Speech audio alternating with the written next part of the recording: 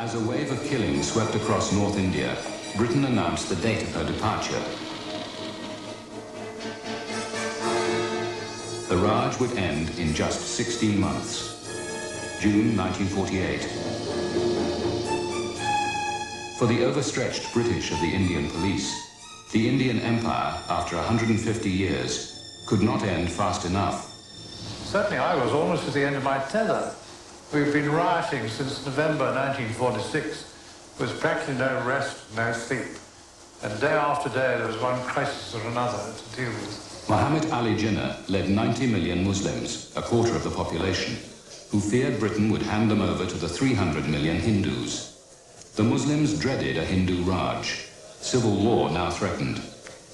I felt that we were stretched to the limit of our resources. And my police were having to operate in such appalling conditions. And there were mob confrontations. And I got terribly worried about my police because whereas before all this boiled up, it was anti-British. Now they realized, the crowds realized that we were determined to grant independence. And it became virulently a case of hatred between the communities. The violence engulfed 5 huge provinces of northern India. The Hindu majority in one village, hearing of their kinsfolk killed in another, turned on the few Muslims in their midst. Rumour spread the infection of slaughter. The province of the Punjab was to be the heart of Pakistan, the homeland the Muslims wanted carved out of India. Around the capital, Lahore, Muslims were the majority. Here they felt secure.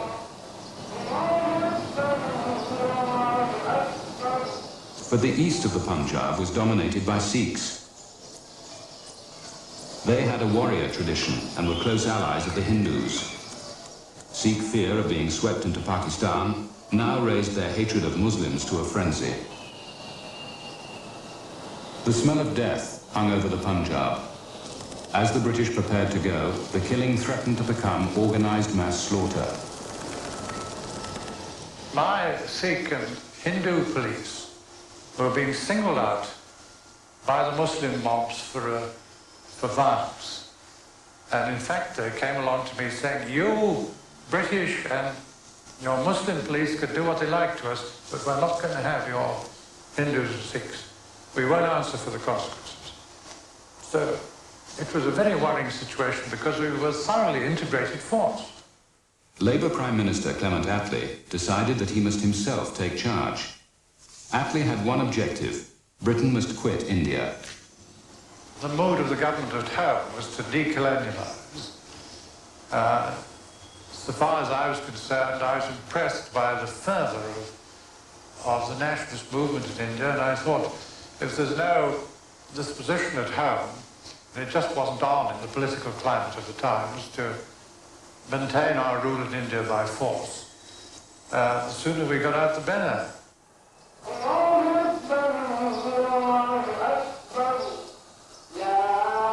Britain's capacity to dominate India had been drained by 6 years of war. The British presence had been cut to the bone. Half the district officers were Indian now.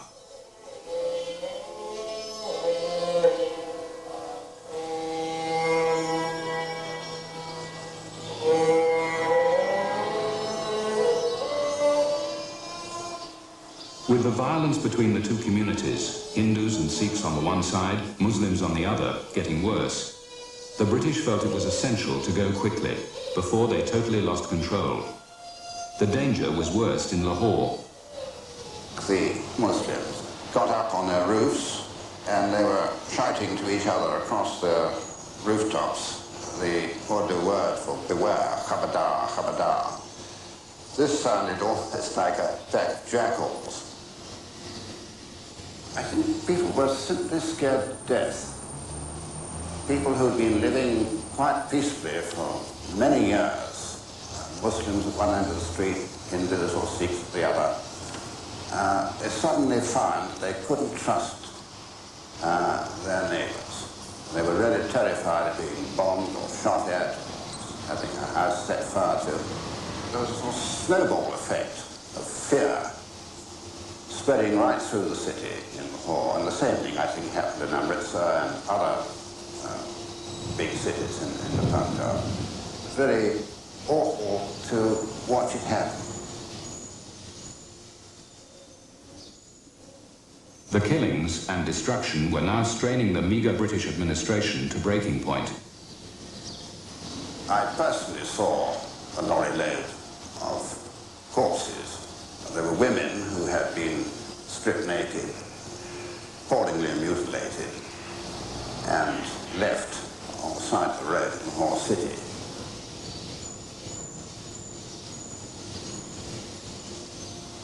Since they were Muslim women, I could only assume that they had been murdered by Sikhs or Hindus. Muhammad Ali Jinnah led the Muslim League, the dominant voice of Islam in India.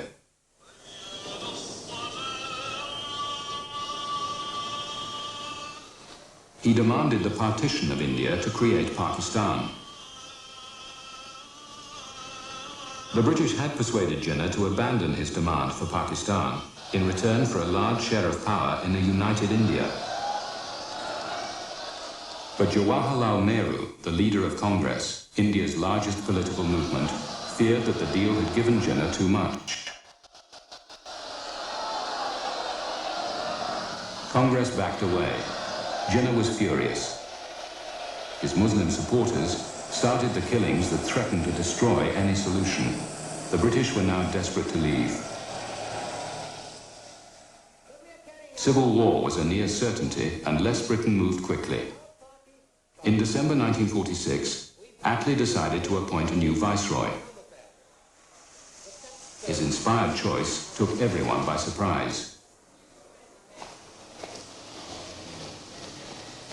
Lord Louis Mountbatten, cousin of the King, was appointed to end British rule in India. Mountbatten insisted on the time limit of just 16 months. He was to secure agreement between Muslims and Hindus. If he could not, Britain would leave in June 1948, come what may. When Mr. Attlee asked me to take on this job, he rather took my breath away. This wasn't something that could be decided straight off, and in fact, we had several meetings about it. I asked to see the King. As King Emperor, he kept very close touch with Indian affairs. I pointed out to him that the chances of complete failure were very great, and it would be bad for him to have a member of his family fail. He replied, "But think how good it would be for the monarchy if you succeed." And he then asked me formally to accept the appointment. The scene is North Holt Airfield. The occasion, the departure of Lord Mountbatten of Burma, who was leaving for India with his wife. Before the new viceroy, there lay the task of holding office for the brief but obviously difficult period of just over a year until the date when Indians are to take full control of India. Lord Mountbatten's recently married daughter, Lady Brabourne, was there with her husband to see them off. So too was Lieutenant Mountbatten, formerly Prince Philip of Greece. Everyone in Britain, I'm certain, wishes the Viceroy all possible success in India. You see, it was a great thing to send a member of the royal family as the last Viceroy to India. It was a brilliant notion of Attlee because it very greatly pleased them.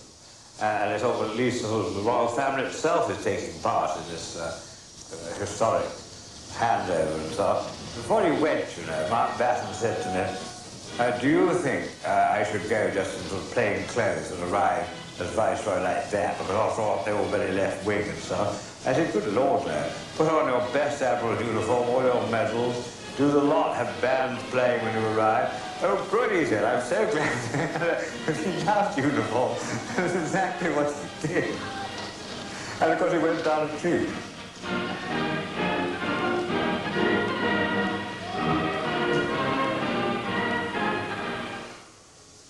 Mountbatten was one of the most ambitious people in the world.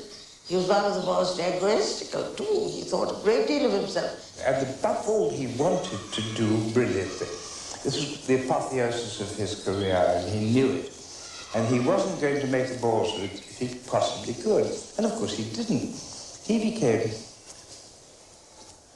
really, I wouldn't say loved, but respected over and beyond the call of duty by most Indians, particularly by Nehru, who formed a very considerable attachment, not so much to him, but to his wife, but nonetheless, it helped.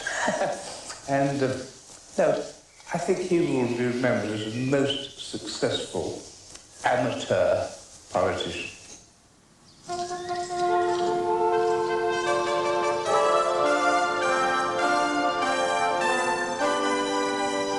Mountbatten had driven a hard political bargain with an increasingly desperate Prime Minister.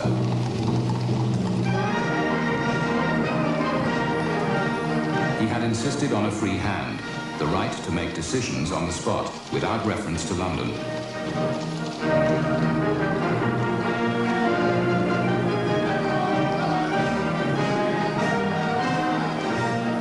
His predecessor, Lord Wavell, never had a free hand.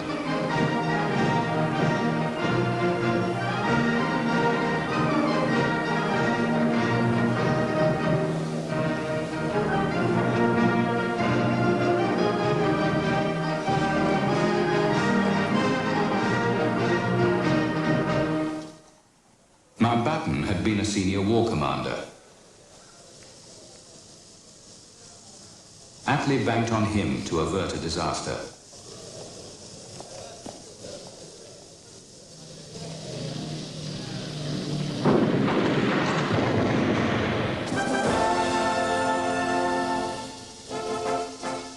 On March the 22nd, 1947, Mountbatten was installed as the last British Viceroy of India.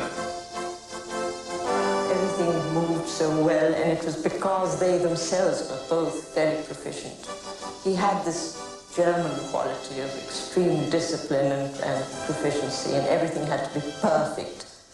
It was a very social household. There were dinner parties and drink parties, and we knew that it was the end of an era. Everybody in that house knew that when Mountbatten left, there was going to be prohibition, so that everybody was determined to drink the Viceroy's cellar dry, and that didn't make for a clear head early in the morning, except that Lord Louis, as we called him, and Lady Louis always were clear-headed and knew exactly what they were going to do with the rest of the day, and we would follow rather bleary-eyed and often muddled and do the best we could.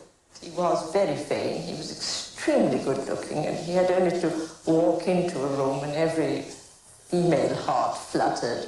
And he knew that, and he'd stand there with a very look-at-me sort of attitude and charm everybody in the room. He enjoyed the way he looked, and the fact the ADC who walked behind him would generally carry a comb so that when Lord Louis stepped out of a plane or a car, he could see that his hair was in place. And in sharp contrast, she never really cared how she looked. She didn't care whether her hair looked right or whether her makeup was all right or not. And very often friends of hers who came out from England would say, well, you've only got 2 dresses, it seems to me. Don't you think you ought to have a few more? And she never cared about that sort of thing. And that, too, was very endearing. I think Mountbatten's personal glory was probably never very far from his mind. He brought out with him 2 young women whose sole job was to cut out and paste into enormous portfolios all the pictures and references to him that appeared in the Indian press. And I would guess that now at Rumsey is the best documented life of anybody who's ever lived in this country. I don't know, but I would think that there is a beautifully and completely documented life of Mountbatten.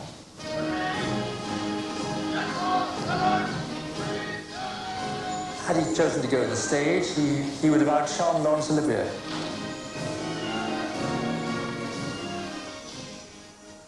I could see that everything was going to depend upon personal relationships. If I could build up an atmosphere of trust and understanding with the key figures, I might succeed. If I couldn't do that, I knew I hadn't got a hope. And of course, all this had to be done in such a way that none of them could think that the others were being privileged or getting away with backstairs methods. Most lacking in trust was Jinnah. He had won the support of the Muslims with a simple battle cry, Pakistan, a separate Muslim state. But it hardly looked a practical idea. The League was asking for 4 provinces in the northwest and 2 in the east, which would make a Pakistan suspended in 2 halves, with almost nothing in common and 800 miles of India in between.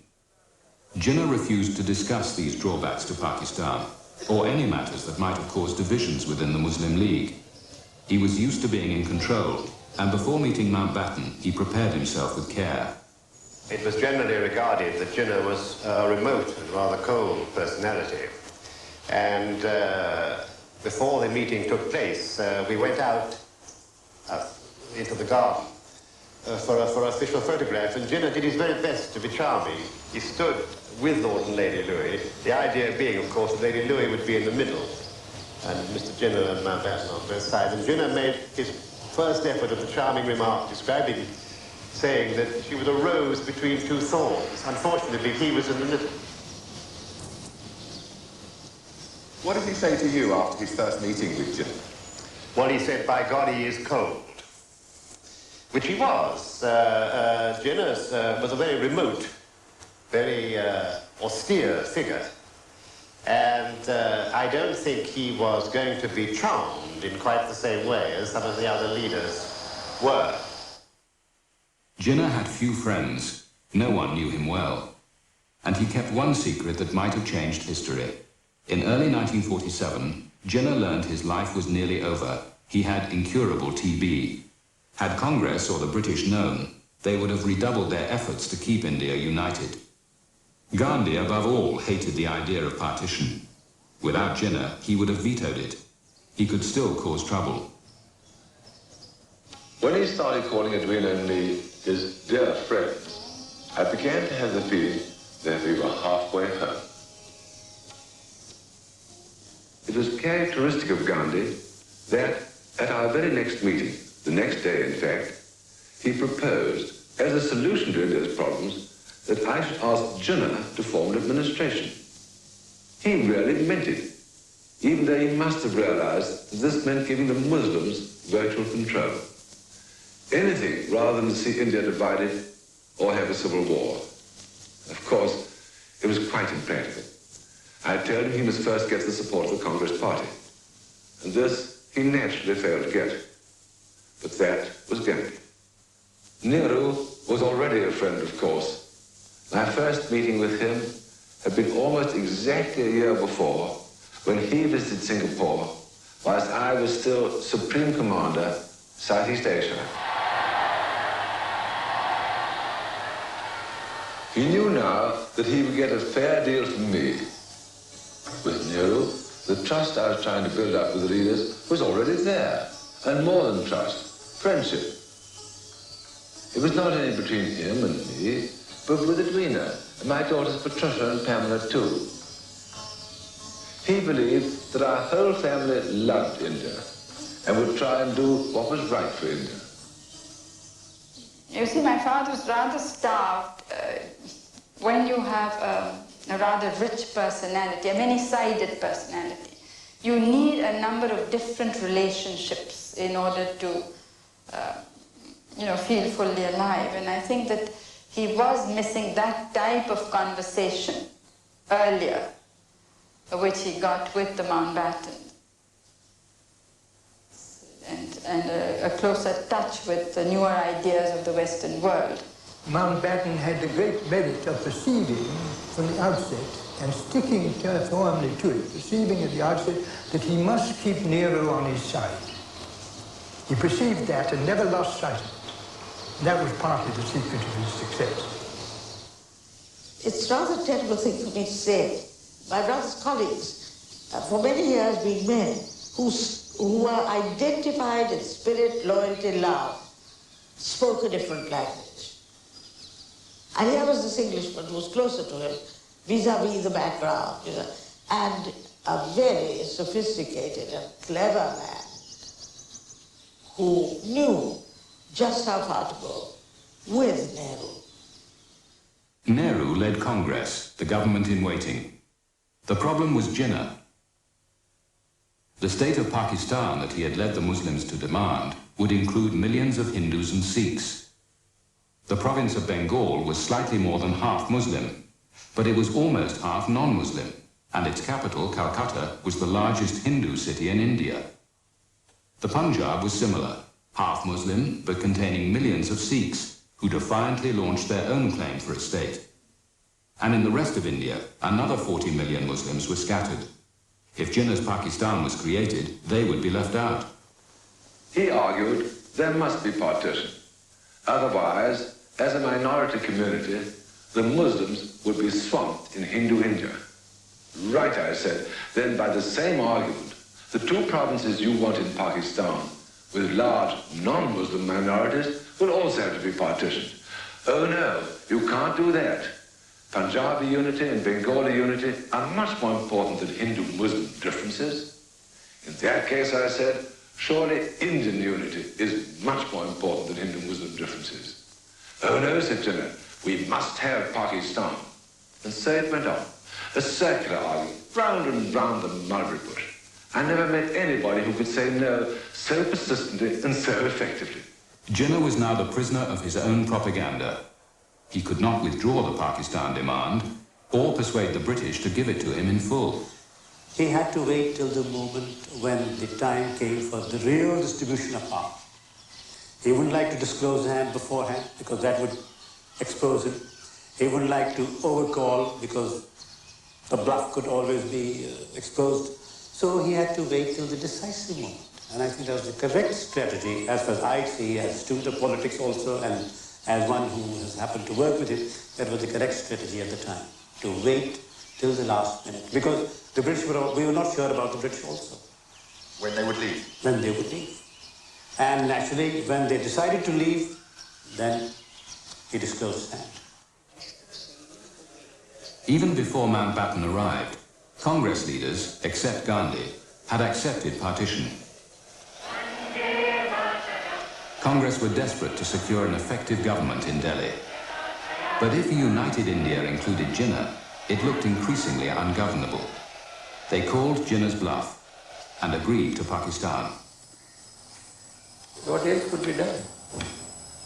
You see, when you get gangrene in your leg, you have to cut it off, isn't it? If you allow it to remain, the whole body gets gangrene.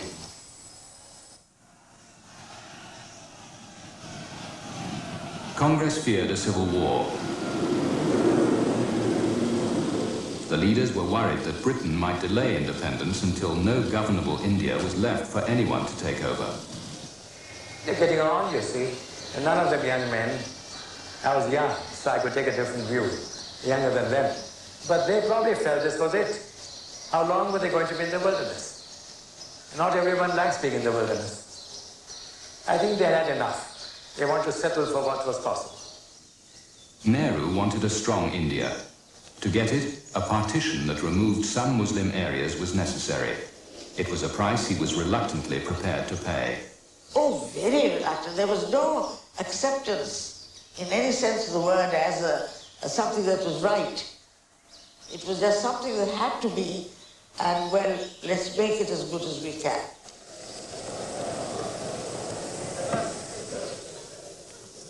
Gandhi, the father figure of Congress, had always opposed any partition of India. Now, in June 1947, he chose to remain silent and say nothing.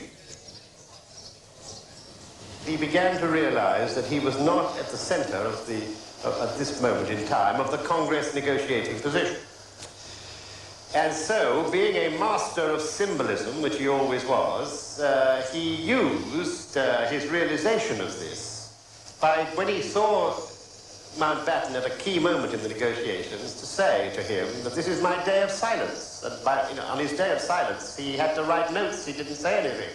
He wrote it on the back of an envelope that Mountbatten would realize that he, Gandhi, today could say nothing because it was his day of silence. That was his, if you like, symbolic way of saying that he was no longer going to take a veto position or a central position in the discussion. Gandhi, who had repeatedly frustrated British policy by well-publicized fasts unto death, now chose not to protest. Gandhi pushed himself aside. He had asserted himself in moments when he wanted to. Why did he at that time not stand up and say, kill me, and then take Pakistan? He didn't. Mountbatten's award followed the plan Congress had already outlined. Jinnah was given Pakistan, but it was much smaller than he had demanded. Instead of the whole of Bengal, he would get the Muslim area only. And in the Punjab, he would receive only the West. Jinnah had called this a truncated and moth-eaten Pakistan. He had said he would never accept it. Now, in the closing days of the Raj, would Jinnah fight on or give in? The meetings with Jinnah were very difficult on these matters. He was legalistic, he was formal. And on one occasion, during one of these discussions, when Mountbatten thought he was carrying him with him, Jinnah said, "No, Your Excellency," he said, "I can't agree, but I accept." So Mountbatten said, "Well, Mr. Jinnah, you're playing with words. This is a serious matter, and I really can't follow that kind of distinction." But he left it at that.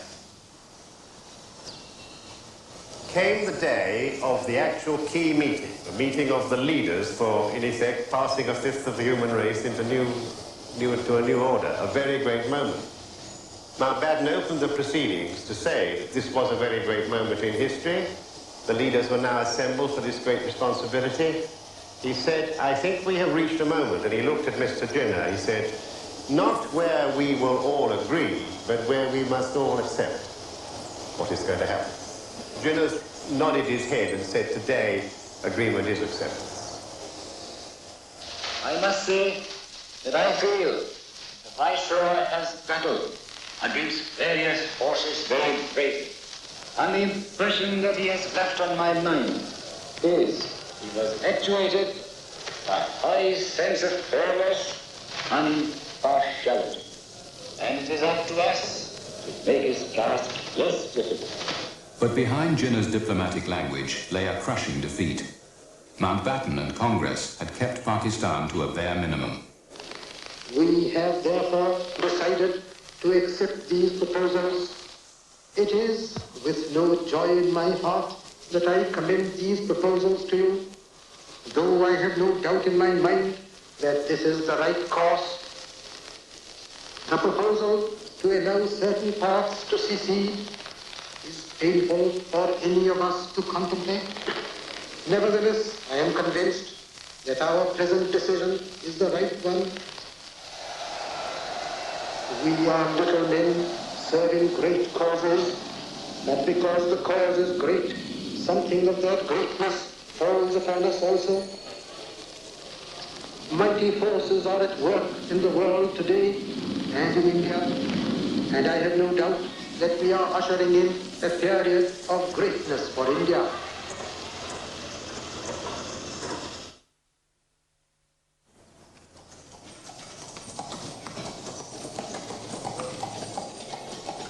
By June 1947, all parties had agreed on partition.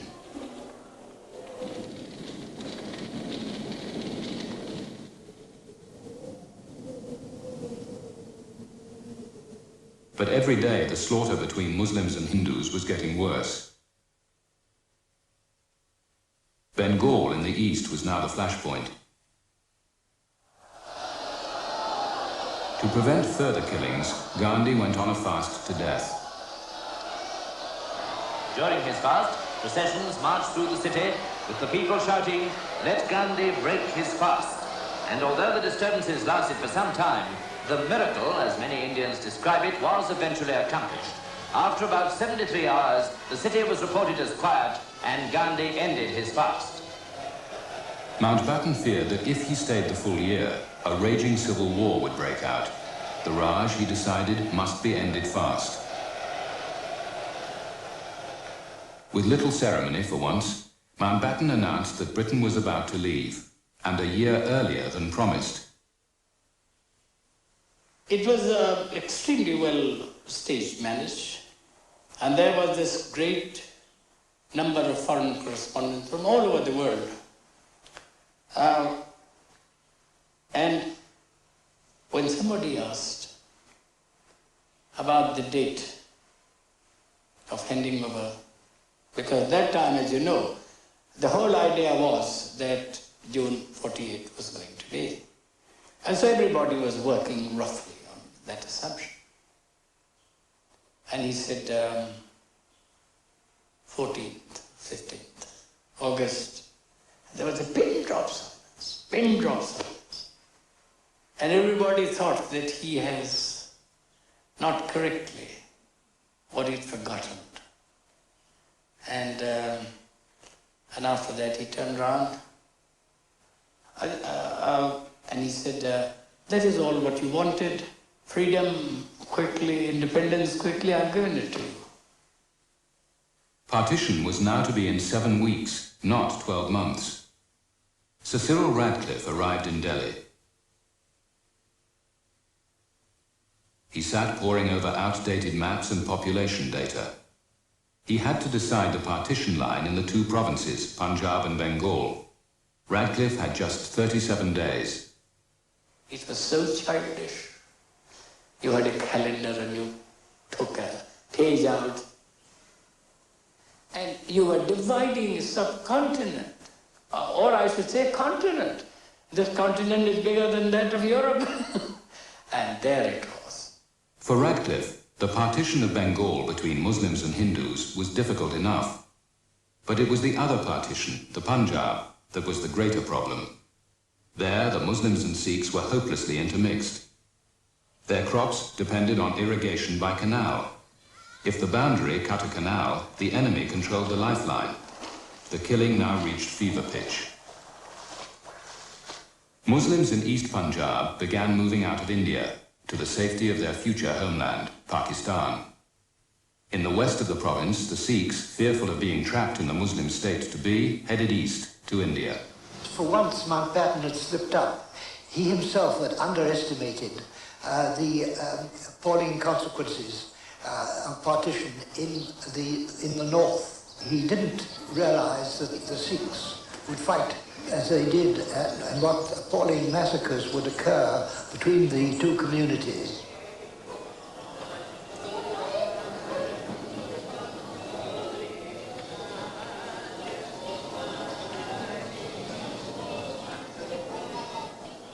As each side began a mass slaughter of the other, Sikhs headed for Amritsar with its golden temple, the holy shrine of the Sikhs.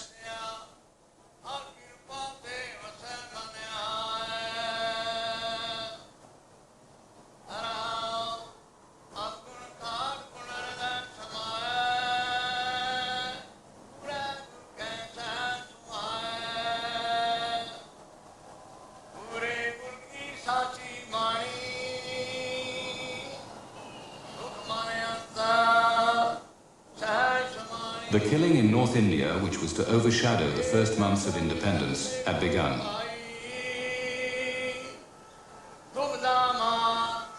And twice to Lord Mountbatten I told that we fear that the Sikhs are organizing a planned violence in the parts in which they are in a majority, and that we apprehend very grave consequences, to which Lord Mountbatten said, I should not bother about it for a second. They will have the situation completely in control. That need not trouble me in the least. Millions were on the move. Every family desperate to be on the right side of the boundary line.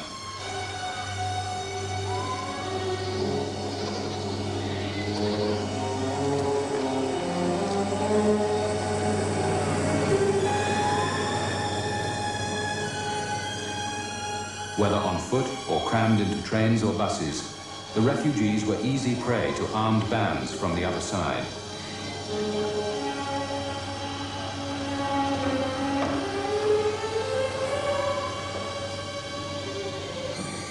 The killing went on till November 1947.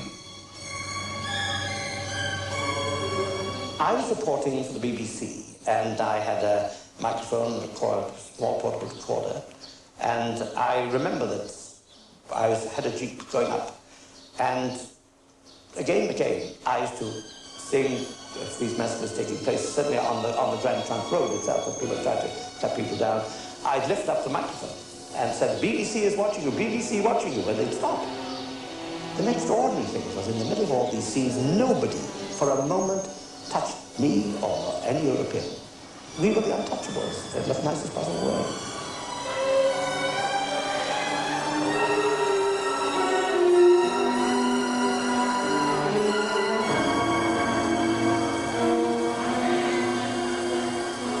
I remember one afternoon there was a convoy which came across from Firozpur in India, and these refugees were in a very miserable condition. It was not uncommon to find as many as 200 or 300 men, women and children coming along stark naked without a stitch of clothing on them. They were horribly mutilated, maimed, some of them had broken limbs, the women had their breasts cut off. There were children carrying dead children just for the sake of burying them in the soil of Pakistan. And all told, it was not a very pretty sight, I can assure you.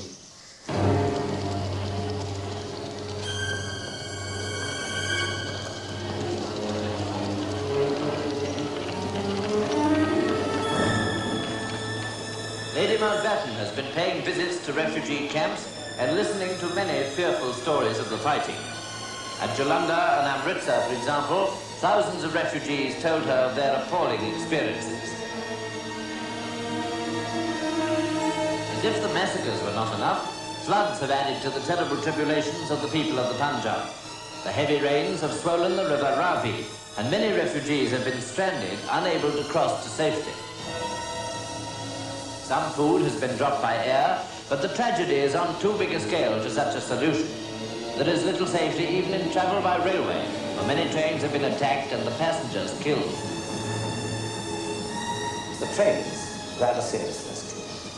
They had to water the engines, and there were Anglo-Indian drivers who shunt the train into a siding, go off to water the engines. That gave the Sikh bands a chance. They come in and they go right through the train and kill everybody.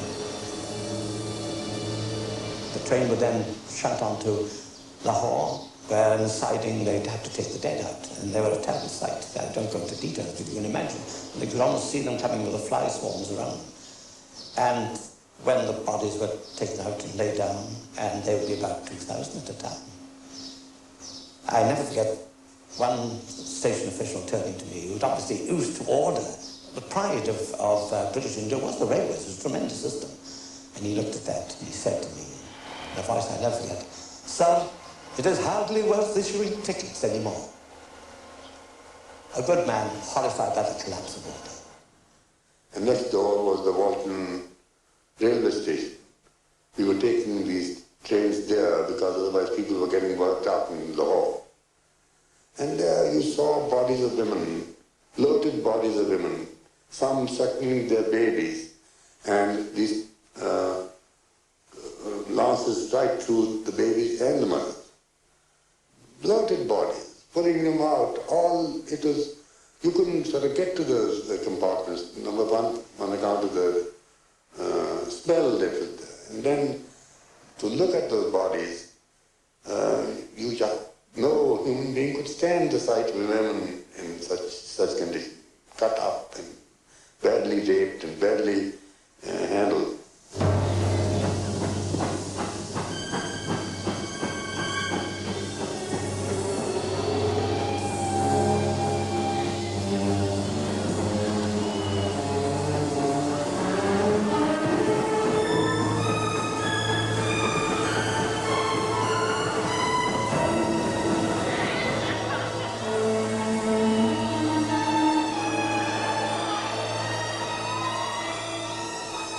I saw a railway station in Amritsar where I had gone to see somebody that the local people got hold of a boy, and when his pants were taken off, he was found to be circumcised, and they said, "You are a Muslim." And he begged of them that he was not Muslim. His mother cried and she said, "We are Hindu and he is not a Muslim boy." But because of the circumcision, he was killed right in the railway station. Our parents, they made us together in one room, locked us in one room, and brought kerosene oil for us there, in that room. And they said, whenever there is any raid, we will burn you up there. And even we girls, we were prepared for that. You were prepared to be burnt up rather than fall in the hands of the Muslims? Yes, we preferred death to disgrace at that time. My own sister-in-law, She was stabbed there by her own husband because she was being removed by the Muslim people. So he just killed her there, right in her own house. In Walpur, where I was, most of the Sikhs in villages left of their own accord before anything had happened, very wisely. But once this turmoil had started, any Sikh in Walpur, I ultimately said to myself, he's a dead man unless he's under my direct eye. As I looked at each day's new results of communal discord, I realized that in their present mood, the religious groups were just not going to be able to live together. They were tearing their country to pieces. Mountbatten made only 2 visits to the riot areas. His priority was to get out before British prestige collapsed entirely amid the slaughter. I think that this was the only big mistake he made. I think that otherwise he was pretty well informed, and the important thing was that he did realize that we had to keep to a very rapid timetable if we were going to be able to leave India in peace and without complete breakdown of administration. In July, Mountbatten set up a Punjab boundary force to police the future dividing line. It had an impossible job. Its 55,000 soldiers could not cover hundreds of miles of countryside. Reduced to virtual spectators, its British officers could only send Mountbatten daily situation reports as the killings went on. 20th of June 1947. Since last report, there have been 14 killed, 50 injured, 38 fires and 3 bomb explosions. Report number 697, 14th of July 1947. A bomb exploded outside a Sikh canteen and there was immediately a free fight. 8 persons were killed and 35 injured. 8th of August 1947. Amritsar and Lahore cities continued to give trouble. Daily casualties running at between 50 and 100. Report number 704, 13th of August 1947. The Muslims in Amritsar district have hit back and in a village named Jalalabad have eliminated a local Hindu minority, killing probably over 70 people. Situation reports which were made up and sent in quintuplicates. One copy went to the cabinet, I know. 2 or 3 copies were retained in India, and one always heard went to Churchill. But these Sikh reps went in every day with an assessment of casualties and were made up from reports from all over this very large area. It is true that they were difficult to assess, but based on what one saw oneself, there's no reason to think that something of the order of 1 million men, women and children, civilians, was by no means unlikely. It's always been my own view, and one which I personally have not departed from. It's impossible to conceive of 500,000 being slaughtered in that way. I just don't believe that, and I think it was, I would say, at the outside, people involved in casualties, killed and wounded, would have been inside 250,000, inside. How many people actually were killed since you were there as the body counter for the BBC? I think the massacre total has been seriously underestimated. I know a figure of 250,000 has been suggested and almost officially accepted. It's a long time ago now, and I don't think I pain anybody by saying that that figure is seriously underestimated. I think it was certainly getting more towards 1 million. You couldn't make possibly an accurate account because these massacres were taking place in lonely places, in all sorts of villages, little towns, also in the Punjab and in Sikhistan. Yes, I think I would go on record, stick my neck out and say nearly 1 million. Killed? Yes, I would say so.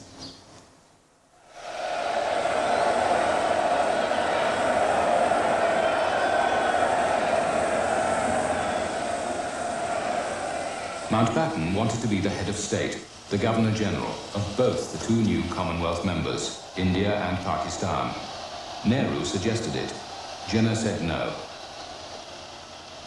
So on August the 13th, the last Viceroy was in Karachi, to see Jinnah installed as Pakistan's first Governor-General. Muslims of India have shown to the world that they are a united nation, and their cause is just and righteous, which cannot be denied. But the celebrations couldn't hide the reality. Lacking an army and civil service, even government files and typewriters, Pakistan began life with few tangible assets.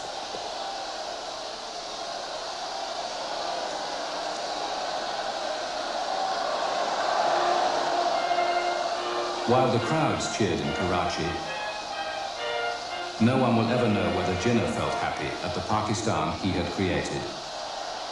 But in India the following day, everyone was happy. The scene in Delhi was typical of hundreds of towns throughout the vast territory that was about to become the dominion of India. Cows, being held sacred by the Hindus, are never driven off the pavements, and all the familiar activities to be witnessed in this teeming city were being carried on as usual. But there was an undercurrent of pent-up excitement, for everyone knew that India, Hindustan India, was now to be free and independent. Independence Night was superb. We came out onto the balcony of the Legislative Assembly and looked straight down this huge avenue that again Lutyens had planned for great state occasions. There must have been 1 million people there, no exaggeration. And there was a roar, a bubbling, a roar of utter happiness. And when the conch horn sounded and India was independent, that was the night, the very moment, 12 o'clock midnight, a roar came to that crowd such I've never heard before. And I've heard a great many rallies, great crowds. In fact, I was at the Nuremberg rally when Hitler appeared. This was a different roar. This was a roar of utter happiness, content, and never were the British more popular. Long years ago, we made a tryst with destiny, and now the time comes when we shall redeem our pledge, not wholly or in full measure, but very substantially. At the stroke of the midnight hour, when the world sleeps, India will awake to life and freedom. I happened to be outside the Parliament House when Nehru made this famous tryst with destiny speech. It was an enormous crowd, and somehow one had forgotten all about what we'd been through in the killings and the riots all along. And one felt very elated. At long last, the country was free and we could manage our own affairs.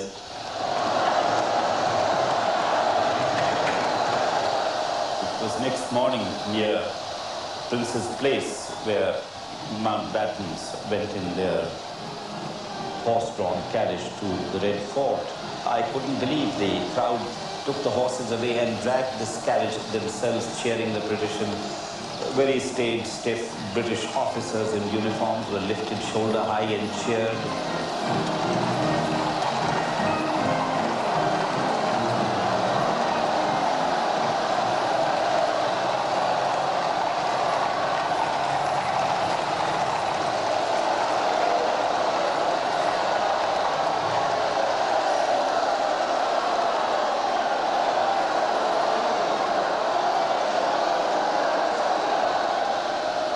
It seemed that 150 years of bitterness and all the anti-British feeling totally vanished, and this nation became more pro-British than it had ever been since the British came. I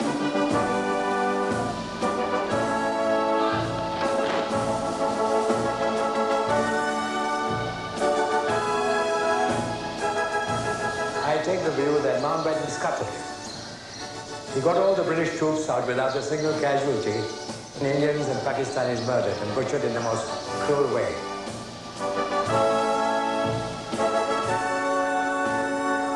I think the withdrawal of British power was too sudden and rather selfish. So I do not admire either the dignity or the grace. It was very popular then. Mountbatten became an Indian hero.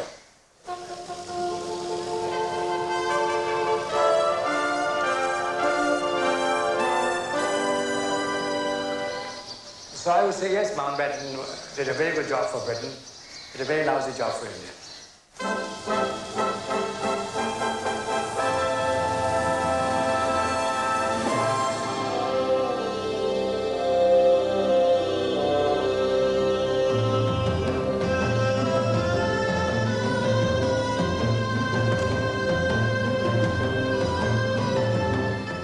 Next week, Malaya. You can get the book End of Empire at all good bookstores and from the ABC shop in your capital city. Next on ABC after the news, the Royal Ballet with Cinderella.